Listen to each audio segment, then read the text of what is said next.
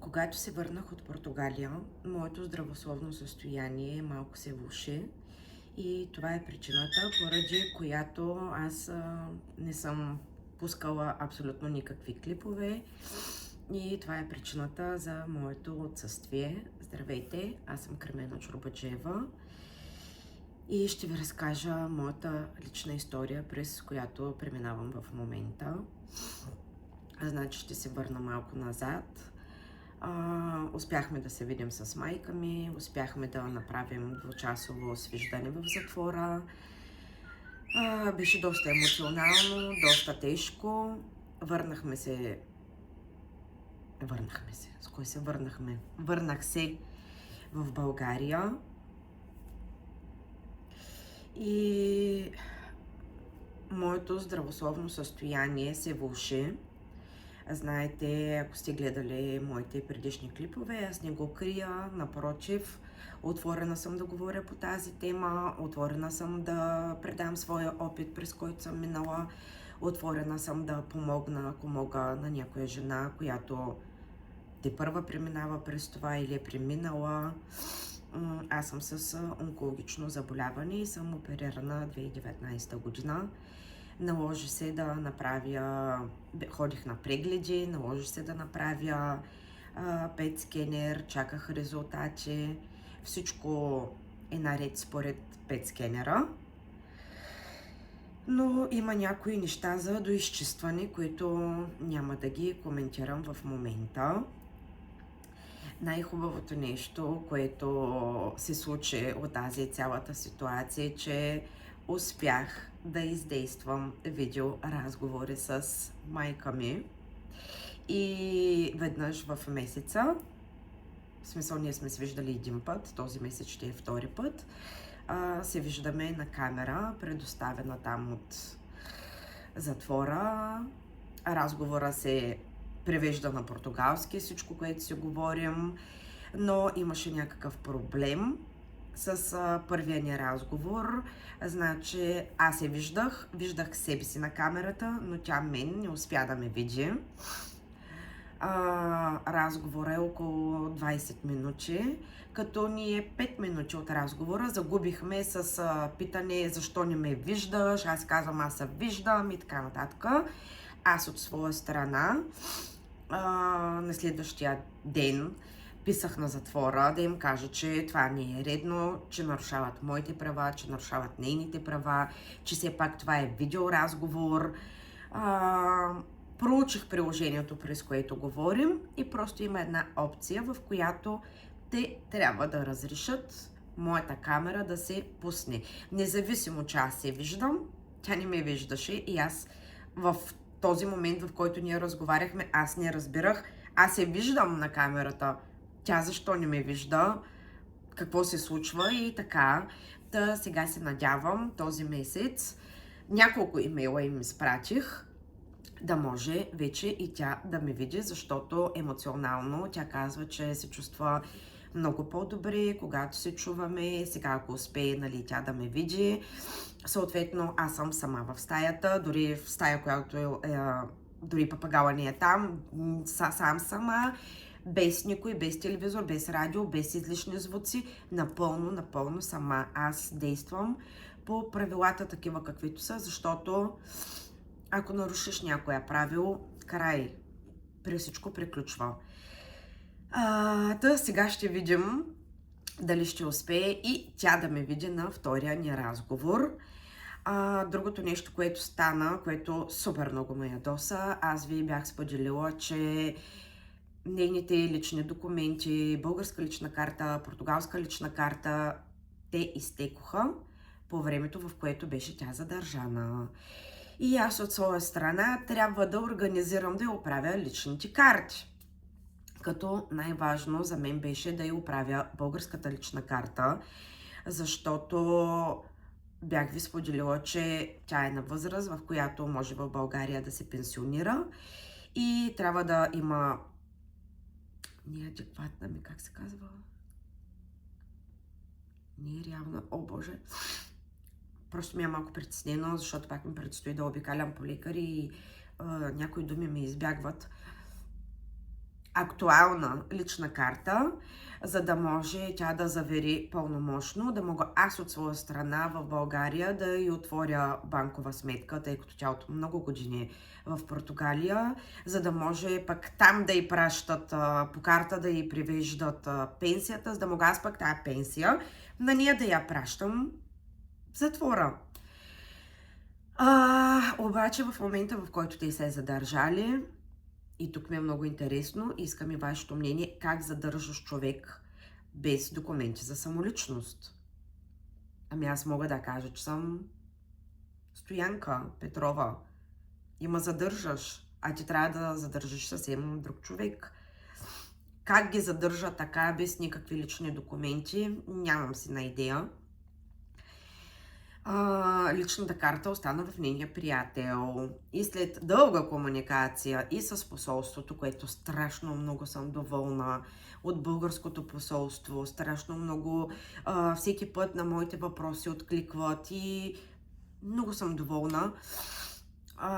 Те ми обясниха, че нали, личната карта трябва да се закара при майка ми, ако тя не е при нея, за да може от затвора да я придвижат до посолството, тя да си остави нали, старата лична карта, да се разпише, да я снимат, нали, да изпратят документите до България, да отиде там личната карта, и след като е готова личната карта, тя да може да разпише това пълномощно всъщност, на което на мен ми трябва. Така, звъня аз на приятеля и му казвам, така и така, личната карта е в тебе, ти трябва да отидеш, да оставиш до затвора.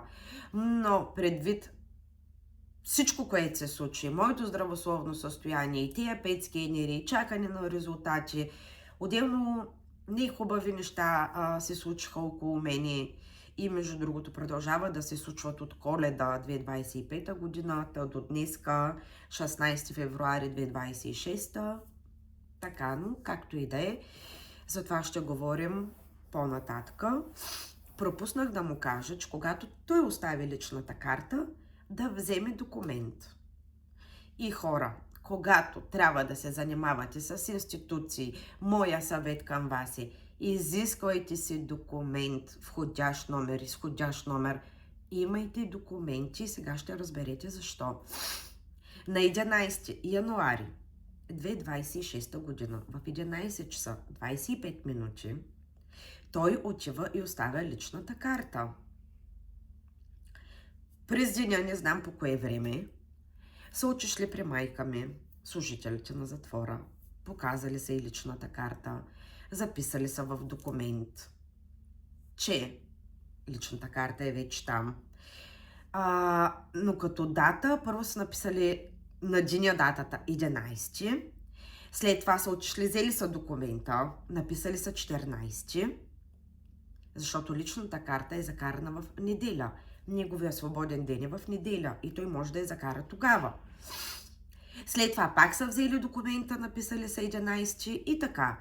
Но хубавото е, че поне майка ми има документ за личната си карта. Обадих се аз до посолството, казах, че на майка личната карта вече е при нея и че вече нали, поетапно трябва да се задвижат нещата. 2 седмици по-късно, в 8:30 вечерта, при мен е 8:30, но при тях е 6:30, те си в работно време, получавам имейл. Добър ден! Ние не можем да закараме вашата майка до българското посолство, защото изисквания на посолството са тя да има лична карта в нея, но при нас няма никаква лична карта. И аз съм в шок. Как така? Няма никаква лична карта. А тя няколко дена след като си получи личната карта, ми се обади по телефона и ми каза, личната карта е вече тук. Показаха ми я и аз се разписах. Толкова много се изнервих, толкова много се притесних, защото толкова много време загубихме за тази ми пенсия, че направо хора ми идеше Аз нямам как да им звънна на тези, които ми пишат от администрацията. Звъня на портала. Но ми идеше да звънна на портала и независимо, че не знам португалски, да ги надрънкам на български, който ме е разбрал.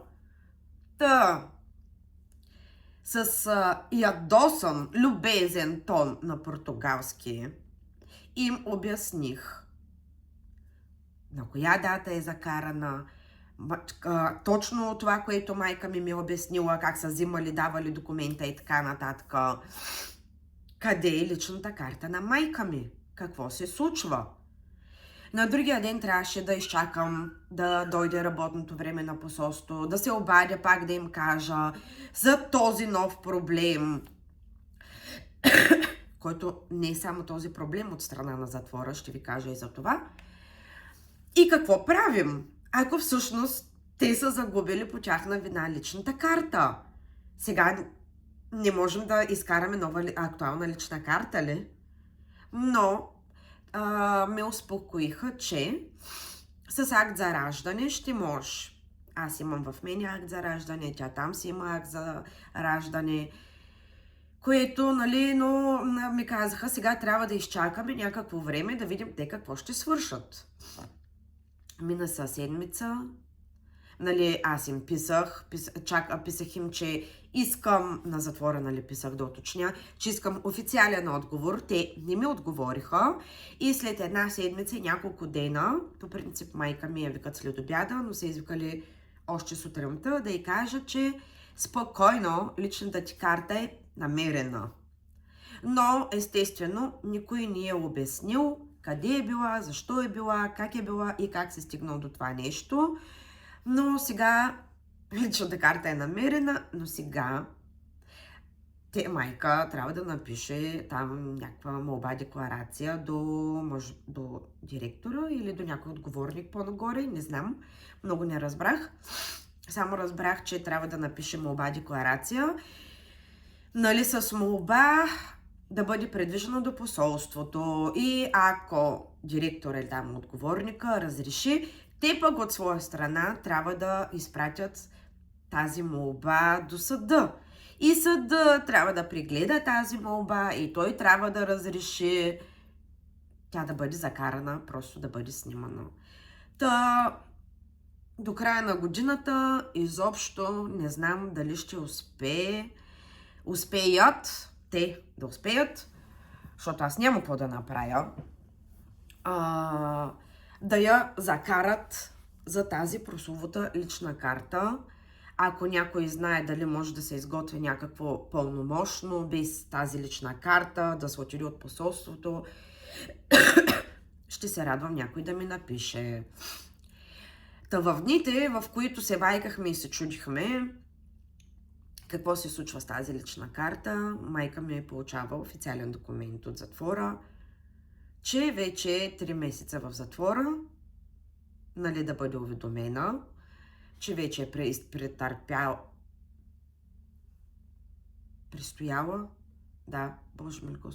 престояла 3 месеца, но към нейния документ се прикрепя още един документ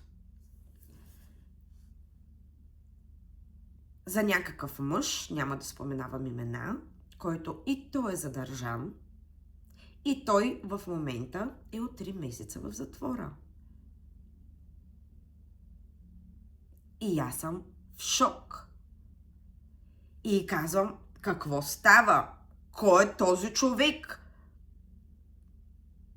И по това, което тя ми превежда, излиза, че той го е почнал, тя го е довършила и сега двамата дъра-бъра. И тя казва, аз не познавам такъв човек. И казвам, сега ме затвори и ме се обади на другия ден. Аз почвам да правя собствено разследване. Почвам да звъня на адвоката, почвам да му пиша, почвам да говоря с приятели. Да го питам, че познаваш ли такъв човек? И той казва, боже мой, какво става? Всеки ден излиза някаква нова информация. Не, аз не познавам такъв човек. Дори нямам такъв човек в телефонния си указател. Звънях нали, с адвоката, се свързахме чак късно вечерта. А, Писахме.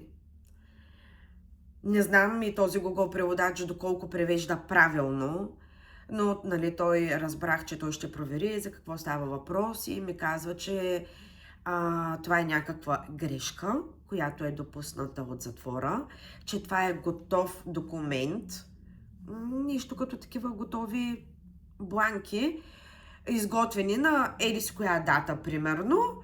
Лицето еди си кое си е престояло 3 месеца в затвора до тази дата. И да не го пишат всеки път и просто трябва да се смени датата и името.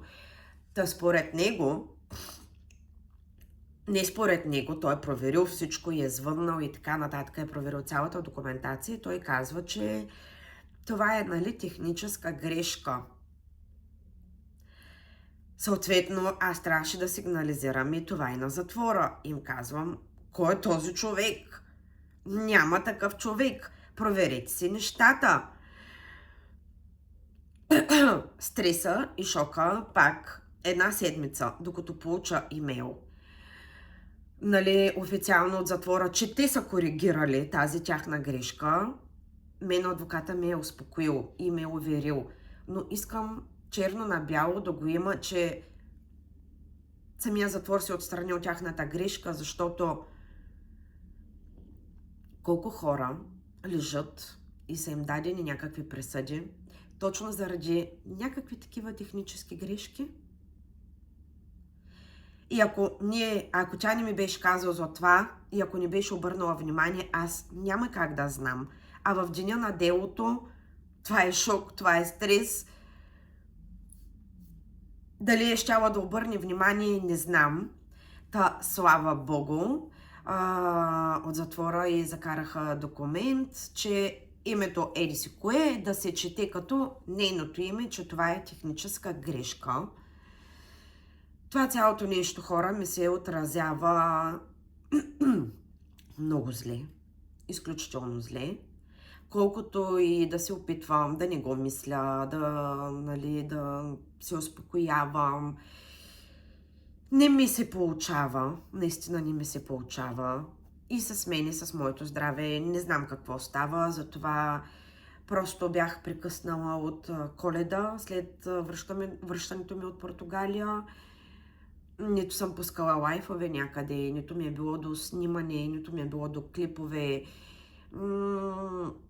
Реших малко да се отдръпна от абсолютно всичко. Запазих си много скоро час пак за лекар, да видим какво ще стане. Ако не, може би трябва да отида до София, не знам. Не ми се говори за тази тема и моите приятели, които ще гледат, моля ви, не ме питайте. Не желая да говоря по тази тема. Когато аз се почувствам готова, ще споделя. През другото време се опитвам някак се да избягам от тази реалност. И най-много се разсейвам, когато ходя на любимите ми народни танци. Това е нещото, което ме успокоява супер много. През това време исках да ви кажа, че написах една песен. Казва се "Дръж се, мамо". Другата седмица ще ви я пусна. Надявам се да ви хареса и да си напишете мнението. Бях ви споделила в предния ми канал, който изтрих, и си останах само с този, че съм в процес на писане на книга. След това ще ви пусна и първа глава от книгата. Книгата ще е разделена на глави. Ще ви разкажа там най-подробно в книгата, която ще излезе не знам кога. Вече има доста написано. Моят цял живот за осиновяването ми, как е протекал целият ми живот и много неща, които не съм ви споделила тук. Много ми се искаше на клипа, който ще заснема за книгата, докато слушате, няма да я чета аз, Моята приятелка, която ми помага с писането, тя вече е прочела, имам записа на първа глава. Ще си правя просто нещо, защото не ми е до клипове. Нямам идеята, нямам емоцията. Страхотен ангажимент е да снимаш, да обработваш, да мислиш някакви сцени, да обикаляш тук-там. А и тук постоянно вали, гърми. Мен дъжда не ме спира, но емоционалното ми състояние. Но ще се радвам, тъй като ще имам нужда от помощ, как да бъдат озаглавени главите. Естествено, аз няма да ви прочета в този канал цялата книга. Аз ще има някакви много малки откъси. Просто да ми кажете как звучи емоционално и дали би било да бъда... На моменти се спирам. Искам направо да изляза на центъра и да изкрещя за целия ми живот и да разкажа за целия ми живот и да вдъхновя и да окуража стотици хиляди хора има, които са в моето положение, да видят, че те не са сами. В друг момент си казвам има ли смисъл да го правя? Объркано ми е, но захванала съм се. Ще го направя. И така, това е. Това се случва до момента. Чакаме. Не знам кога ще е делото. Не знам защо се бави толкова много.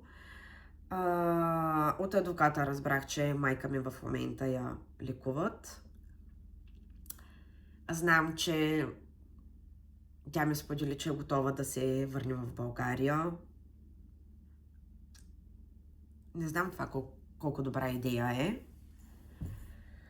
Ама, честно казано, мисля, че и аз искам тя да се върне в България и да всичко да остане зад гърба ни, защото за мен мисля, че е супер важно тя да не се връща в тази среда, която е била там, макар че те няма как да се върнат в старата квартира, защото ги изгониха.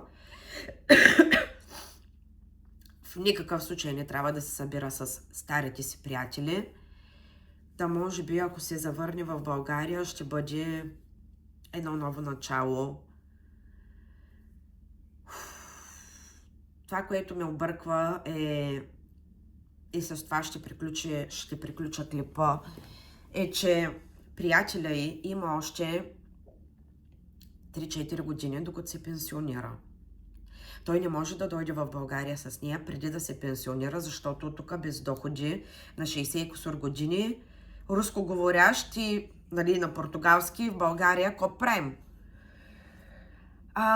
Така, той трябва да изчака своята пенсия. Добре, ако на нея дадат по-малка присъда и не се впадне с неговата пенсия, той още да не се е пенсионирал, какво правим? Значи аз ще прибера в България, но аз няма да я прибера в къщи, аз ще я прибера на село.